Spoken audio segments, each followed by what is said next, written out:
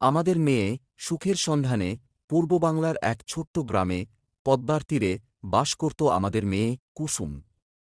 কুসুমের বয়স সবে মাত্র ১৬, কিন্তু তার মেধা, সৌন্দর্য আর সাহসের জন্য গোটা গ্রামে পরিচিত। বাবা মা দুজনেই তাকে খুব ভালোবাসত আর চাইত সে বড় হয়ে একজন ডাক্তার হোক। কুসুমের মন সবসময় ছিল মুক্ত আর উদার।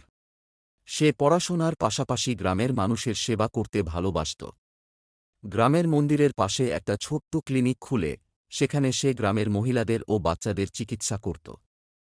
একদিন গ্রামের সবাই জানতে পারল যে বড় শহর থেকে কিছু ডাক্তার আসছে গ্রামের ক্লিনিক দেখতে।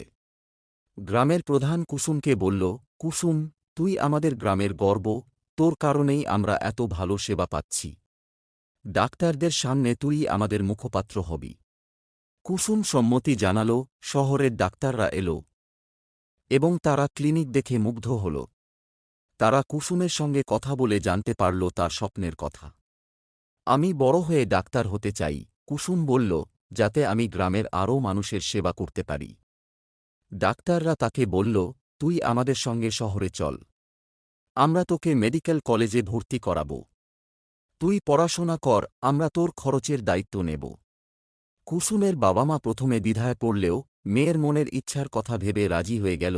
শহরে এসে কুসুম পড়াশোনায় মনোনিবেশ করল। তার কঠোর পরিশ্রম আর অদম্য ইচ্ছাশক্তির জন্য সে মেডিকেল কলেজে প্রথম হল। পড়াশোনা শেষ করে কুসুম ডাক্তার হয়ে নিজের গ্রামে ফিরে এল। গ্রামের মানুষরা তাকে বরণ করে নিল। কুসুম এখন শুধু তাদের মেয়ে না, তাদের রক্ষাকর্ত্রীও বটে।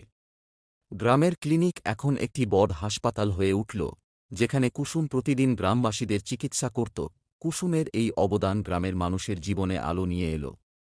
সবাই তাকে ভালোবাসল আর কুসুমের সাহসিকতা আর মেধার গল্প ছড়িয়ে পড়ল চারদিকে। সে দেখাল ইচ্ছা আর পরিশ্রমের মাধ্যমে কিভাবে একজন গ্রাম্য মেয়ে সমাজে আলো ছড়াতে পারে। এভাবেই আমাদের মেয়ে কুসুম তার স্বপ্নকে পূরণ করে দেখাল আর সবার মনে প্রেরণা জাগাল।